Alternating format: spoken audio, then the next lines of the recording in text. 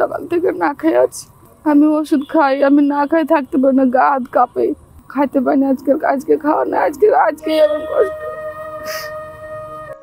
দুমুঠো ভাত জোটানোই যেখানে কঠিন, সেখানে ছেলে মেয়ে লেখাপড়া চালানো প্রায় অসম্ভব। তবুও অসম্ভবকে সম্ভব করে তুলেছেন 50 ঊর্ধ্ব বয়সী নারী জয়া খাতুন। রাজশাহী বিশ্ববিদ্যালয়ের জোহা চত্বরে বসে চা আর বাদাম বিক্রি করে চলছে তার সংসার। আর সেই সামান্য আয় দিয়েই তিনি চালাচ্ছেন ছেলের উচ্চশিক্ষা ও মেয়ের সংসার। উনি একজন মা হিসেবে কতটা সংগ্রামী একজন ছেলের জন্য। ওনার ছেলে খুব সম্ভবত, আমি ওনার সাথে একদিন কথা বলছিলাম, ওনার ছেলে রাজশাহী কলেজে পড়ে। তো একটা সন্তানের জন্য মায়ের যে ডেডিকেশন, এটা আমাকে খুবই আবেগ আপ্লুত করে।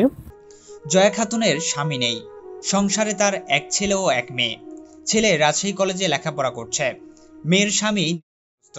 ফলে মেয়ে ও নাতি এখন জয়ার কাছেই থাকে।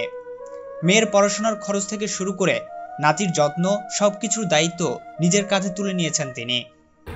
কর্মর লোক নাই, ছেলে লেখাপড়া করে, মেয়ে লেখাপড়া করে, মেয়ে জামাই করে, মেয়ে আমাকে পুষতে হয়, একটু খুব কষ্টই হয়। আমি যে এই ভাজাগুলো বেচি, কোনোদিন ইনকাম হয়, কোনোদিন হয় না, এভাবে আমাকে খেয়ে না খেয়ে দিন চালাতে হয়।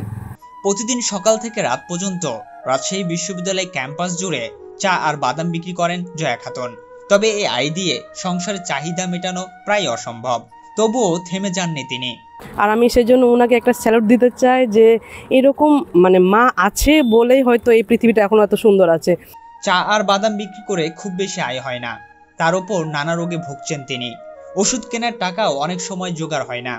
তবুও দিনের পর দিন লড়াই করে যাচ্ছেন কেবল সন্তানদের মুখে হাসি ফোটানোর আশায়। ওই কোনোদিন 300 হয়, কোনোদিন 200 হয়, কোনোদিন 100 হয়, কোনোদিন 50 হয়, ইনকাম হয় না। আমার অসুখ অনেক, আমার হার্টের অসুখ, আমার হাই প্রেশার, আমার গলার রগের সমস্যা, আমার পাইলসের অসুখ, অনেক রকমের ওষুধ খেতে হয় আমাকে। জয়া খাতুনের গল্প শুধু একজন মায়ের সংগ্রামের গল্প নয়, এটি বাংলাদেশের লাখো মায়ের প্রতিচ্ছবি, যারা নিজেরা না খেয়ে সন্তানের ভবিষ্যৎ গড়ার স্বপ্নে বেঁচে আছেন। মোহাম্মদ তুহিন আলী, বাংলাদেশ টাইমস, রাজশাহী।